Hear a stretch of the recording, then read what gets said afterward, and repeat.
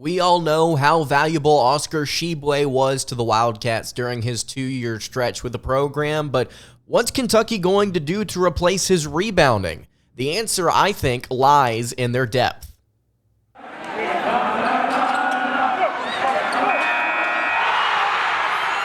You are Locked On Kentucky, your daily podcast on the Kentucky Wildcats, part of the Locked On Podcast Network, your team every day. All right, what is going on, Big Blue Nation? Welcome on into Locked On Kentucky, your daily Kentucky Wildcats podcast. I'm your host, Lance Dahl, writer for Sports Illustrated for various SEC-related things. But on this podcast, we take a dive into all things Kentucky athletics. On today's episode of Locked On Kentucky, going to be discussing something that was brought to me by writer Andrew Stefaniak of Wildcats Today. I write over there as well, a question about Kentucky's front court. What will the Kentucky Wildcats do to replenish the rebounding that Oscar Tshiebwe is leaving now that he has departed from the program? I think the answer lies in their depth. We're going to discuss that on today's episode. Also, going to take a look at every single new number for the Kentucky Wildcats. I think we did this just a few weeks back, but now that we have a couple of new additions to the program, we are going to just kind of give an outline of what the roster looks like in the new numbers here for John Calipari's program. Thank you so much for making Locked On Kentucky your first listen every single day. I want to remind everybody out there that we are free and available on all platforms. And if you're watching on YouTube, really appreciate you watching on YouTube. If you're listening on podcasts, great numbers recently. Please subscribe wherever you are listening or watching, trying to get the 6K subs here, and we are moving right along. Before we dive into Oscar Tshiebwe and what he did for the program and how Kentucky's going to replace that, just want to briefly ask you guys, this has been a while since I've done this, if you have any questions for the show, I would love for you guys to leave them in the YouTube comments below, or hit me on Twitter at LockedOnUK. If you have any questions about football or basketball, anything related with the program, I would love to dive into it. So again, you can just leave that in the YouTube comments below or hit me on the socials at LockedOnUK. So let's go ahead and get into it. As everybody and their mother knows, Oscar Tshiebwe finished his career with the Wildcats as one of the best rebounders, not just in Kentucky history, but in college basketball history. He averaged over 13 rebounds per game in his final year with Kentucky, almost 16 in his first year with the program, 15.1 and 13.7 respectively there, to go along with over 16 points per game in both of those seasons. And it was really impressive just to watch Oscar Tshiebwe move from West Virginia and everybody understand that, hey, this guy's a great offensive rebounder. He's able to really box things out, and he sees things really well. That's something that Oscar himself talked about a lot during his time with the Wildcats, about how he just saw things differently. Whenever shots were put up, he was able to really figure out where the ball was going midair, and he was able to kind of box people out, plant himself in the paint and grab a rebound. And he was able to do that time and time again during his time with the Wildcats. Again, 15.1 and 13.7 rebounds in his two different seasons. Those were his averages there. And I think that we as a fan base have not made enough about replacing that this upcoming season. Now, I'm going to explain to you today why and how I think Kentucky can replace that production, at least to an extent. But I want to preface that by saying there is no replacing Oscar Tshiebwe's rebounding. He is one of the best, again, to ever do it, especially in college, especially at Kentucky. And being able to replicate it exactly is, I think, going to be near impossible, especially for one singular individual to do, at least as of right now with the way the roster stands. I am also going to sit here and tell you that I think the collective of Kentucky's front court is the answer. I think that Kentucky has several pieces that they should be excited about offensively and defensively, but something that's not truly brought up enough is not allowing second chance points and grabbing them yourself. I think Kentucky's depth is the answer here.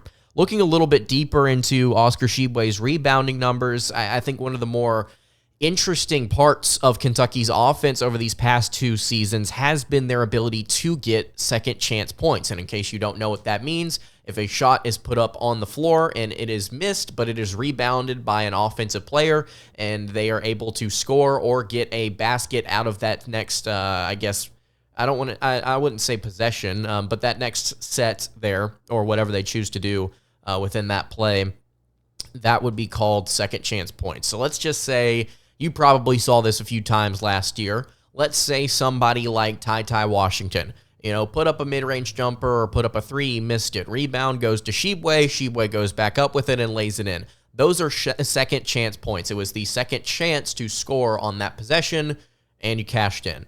Oscar Tshiebwe averaged 5.3 rebounds, offensive rebounds per game in his first year with the Wildcats. In his second, he averaged 5.8 offensive rebounds per contest. And then another interesting statistic here is what Oscar Tshiebwe did individually in terms of offensive rebounding percentage. Kentucky was first in the nation in offensive rebound percentage as a team.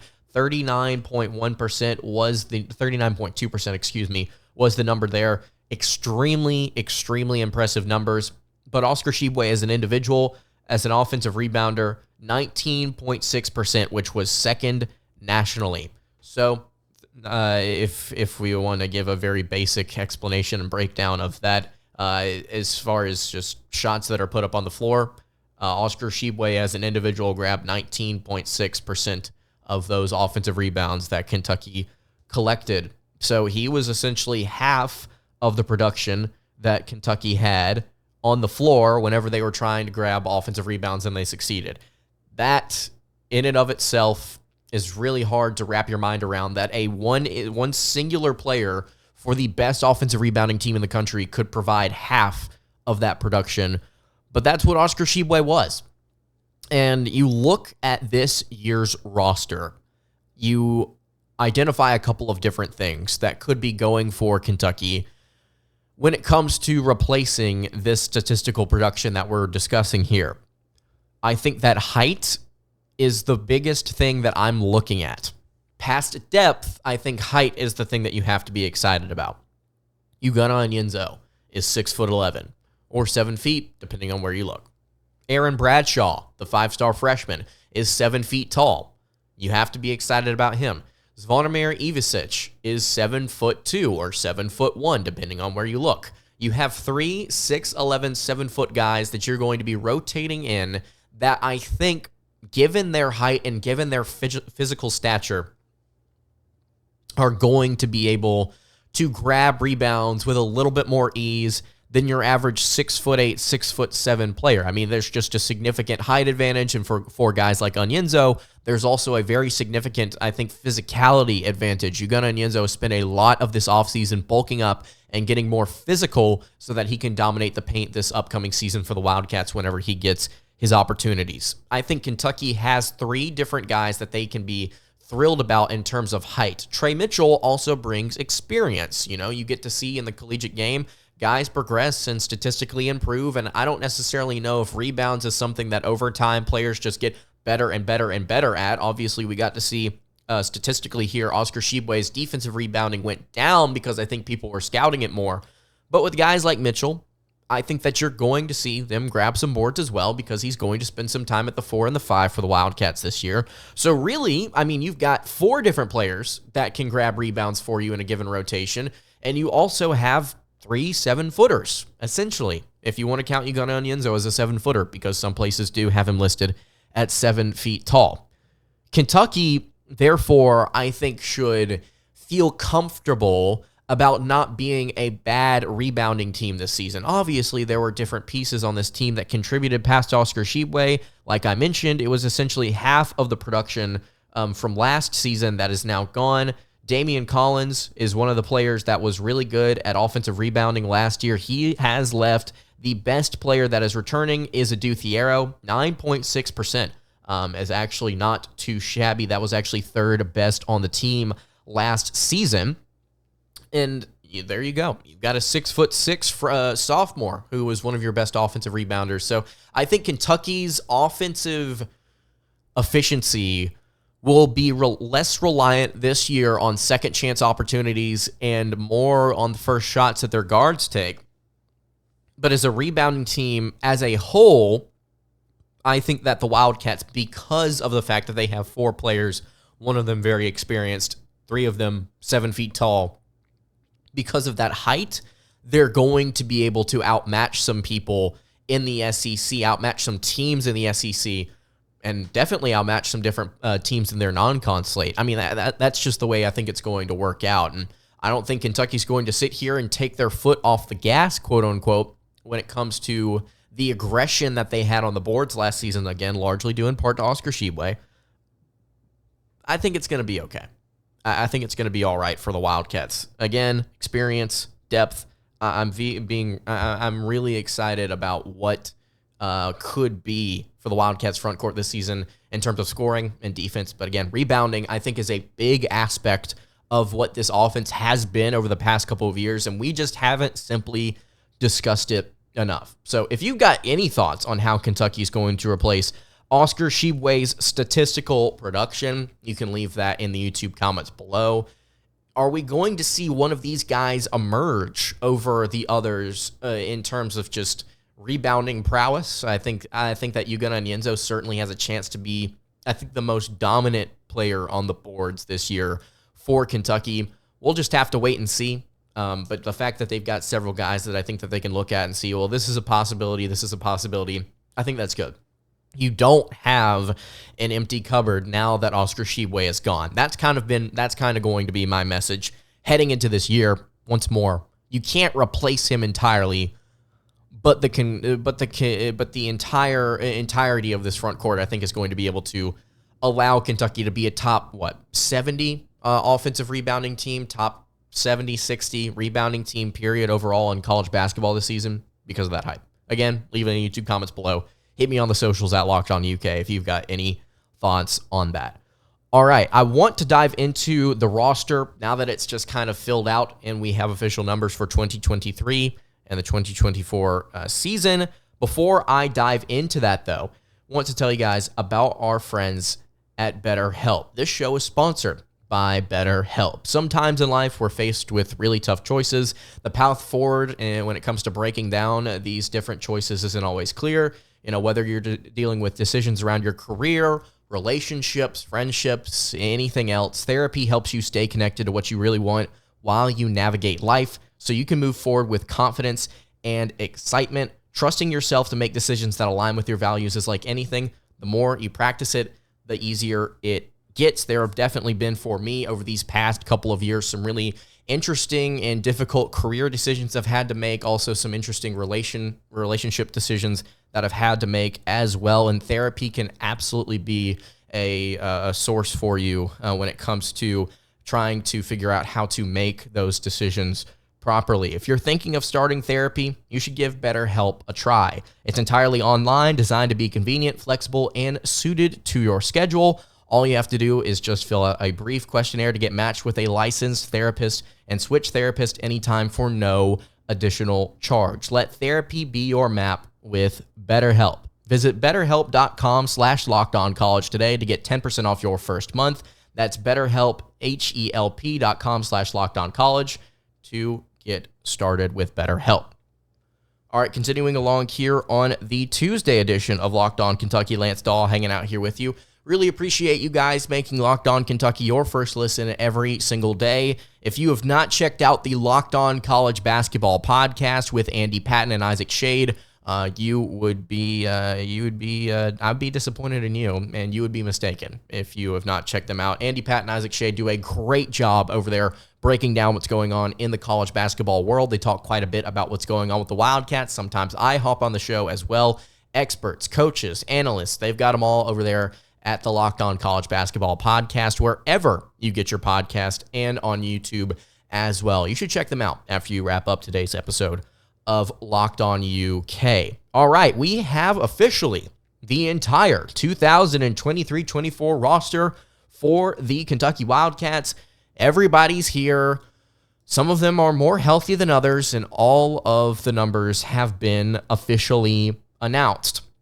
Again, we did this a few weeks ago, but I want to dive into this once more for the Wildcats and just kind of briefly talk about everybody as we go through their numbers for this upcoming season. Starting at the point guard spot with number 0, we have Rob Dillingham, for the Kentucky Wildcats. Obviously, we've had some really interesting conversations surrounding Dillingham and whether or not he is going to be playing a starting role, a significant role, a bench role, a rotational.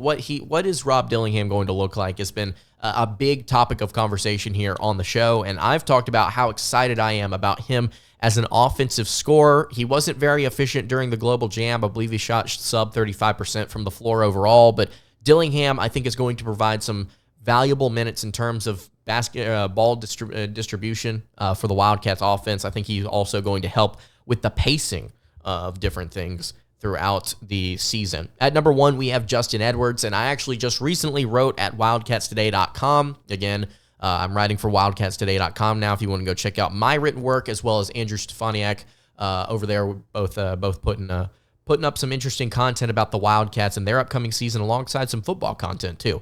Justin Edwards was a piece that I released recently, I believe it was yesterday actually, talking about whether or not Justin Edwards is underrated on this year's team. And I think some of you out there may say, how on earth could he be underrated? He's a 5-star prospect, the best player in Kentucky's class, and I wrote about that. I identified that. And I also identified the fact that, later on in the Global Jam, Justin Edwards was statistically playing pretty well. But the problem with the situation here with Justin Edwards isn't around the fact that he's a good basketball player. It's the fact that it doesn't seem like there's a lot of folks online talking about Justin Edwards and what he could be for this team, I think, relative to some of the other players on this roster. And you see a lot of people excited about the backcourt, rightly so. You see a lot of people discussing what's going to happen with the injuries in the frontcourt. Zvonimir Ivisic is going to be an interesting player for Kentucky this season. What's going on here with all these different wings and backcourt players and frontcourt players? But Justin Edwards just kind of gets lost in the shuffle. I think we need to be giving more attention to Edwards and what he is and what he can be for the Wildcats this season. Not the best shooter, but I think one of the more dynamic players on this roster, definitely one of the best dunkers, I think, on the team as well. Adu Thiero is at number 3, Aaron Bradshaw at number 2.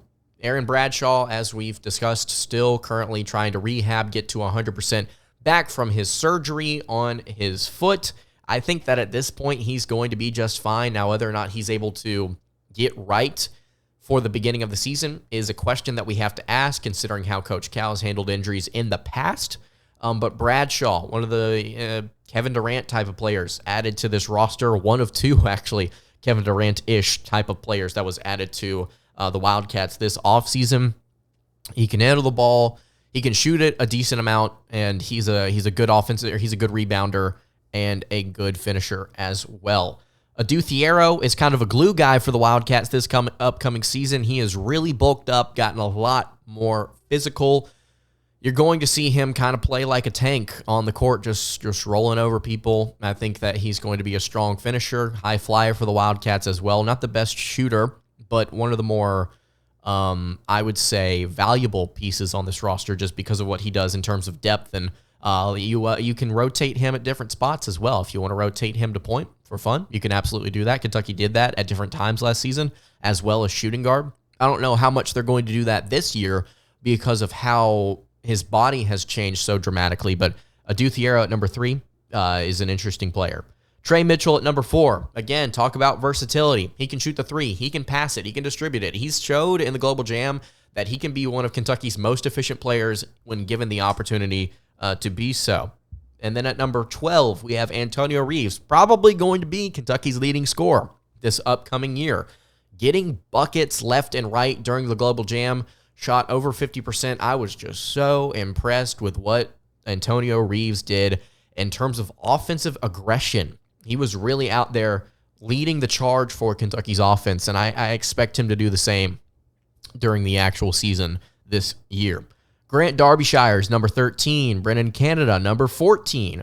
Reed Shepherd, as you know, number 15. Showed out during the Global Jam. Took him a while to get his scoring going, but he was impressive later on down the stretch. Led the team, I believe, in assists per game during the round robin. He's going to be another one of those guys that's kind of a glue guy, can do everything for Kentucky in this backcourt.